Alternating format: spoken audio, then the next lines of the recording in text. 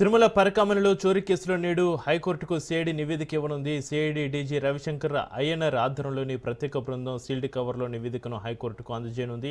TTD నాటి చైర్మన్లు YV Subba Reddy, Bhumana Karunakar Reddy, EO AV Dharma Reddy, CVSO Narasimha Kishore, VGO గిరిధర్తో పాటు కేసు నమోదు చేసిన తిరుమల వంటోన్ ఏసీ రామలక్ష్మిరెడ్డి, ఎస్హెచ్ఓ జగన్మోహన్ రెడ్డిలను విచారించారు. అలాగే టీటీడీ పరకామణి డిప్యూటీ ఈవో మల్లికార్జునరావుతో పాటుగా సిబ్బంది, అధికారుల, డ్రైవర్ల నుంచి విషయాలు రాబట్టారు. దాదాపు 40 మందిని విచారించి నివేదిక సిద్ధం చేశారు. ఇవాళ సిఐడి కోర్టుకు సమర్పించే సీల్డ్ కవర్లో ఏముందని అంశంపై చర్చించుకుంటున్నారు.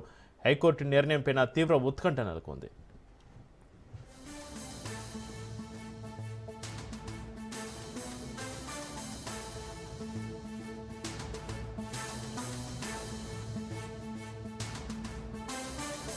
పరకామణిలో చోరీ కేసులో నేడు హైకోర్టుకు సిఐడి నివేదిక సంబంధించి మరింత సమాచారాన్ని మా ప్రతినిధి సురేష్ ఫోన్లైన్ అందిస్తారు. సురేష్,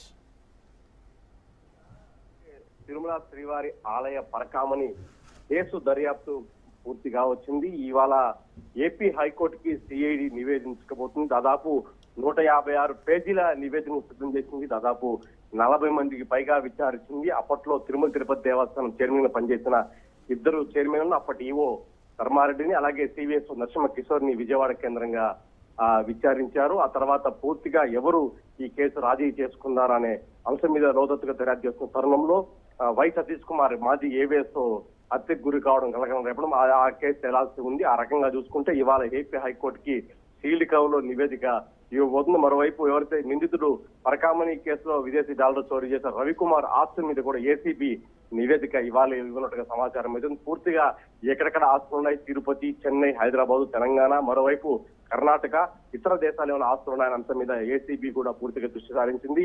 సిఐడి డీజీ రవిశంకర్ అయ్యన్నర్ పూర్తిగా దాదాపు 4 రోజుల పాటు తిరుపతిలో ఆఫీసు ఏర్పాటు చేసుకుని 20 మంది సిబ్బందితో దాదాపు సుమారు 40 మందికి పైగా విచారణ చేశారు. అప్పట్లో పనిచేసిన అధికారులను, అలాగే సీసీటీవీ ఆపరేటర్లను పూర్తిగా విచారించి పరకామణి కేసులో అసలు ఏం జరిగింది, ఎన్ని విదేశీ కరెన్సీలు చోరీకి గురై, ఆ టైంలో ఎవరు ప్రమేయంతో ఒత్తిడి చేశారు, అసలు రాజీ ఎందుకు చూసుకోవాల్సి వస్తుంది, ఈ క్రమంలో అప్పటి ఉన్నతాధికారుల అంశం ప్రమేయం ఉందా అనే అంశం మీద పూర్తిగా నివేదిక ఇవ్వబోతున్నారు.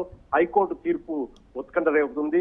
ఎవరు ఈ పాపాలకు కారణమవుతారనే అంశం మీద పూర్తిగా హైకోర్టు తీర్పు పైన వెలువడిన తర్వాత తెలుస్తుంది. ఆ తర్వాత పూర్తిగా ఎవరు చేసే అంశం మీద స్పష్టత రాబోతుంది. పూర్తిగా దాదాపు 100 కోట్ల స్కామ్ గా అటు బీజేపీ నాయకులు, తిరుపతి జిల్లా జర్నలిస్టు ఆరోపించడం, ఆ తిరుపతి జిల్లా హైకోర్టులో కేసు వేయడంతో ఈ అంశం వెలుగులోకి వచ్చింది. ఇవాళ సీల్డ్ కవర్ లో సిఐడి నివేదిక సమర్పించబోతుంది. Chakri, right, thank you Suresh.